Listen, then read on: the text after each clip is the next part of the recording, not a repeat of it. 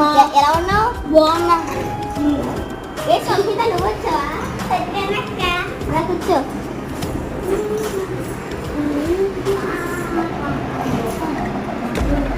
కూర్చో. వాటర్ తాగుతారా? వద్దు. సరేరా ఇదే వాటర్ తాగుతావా? తాగనక్క. సరే 2 నిమిషాలు ఆగి వేస్తారు. ఇంత ముందు వాటర్ అయితే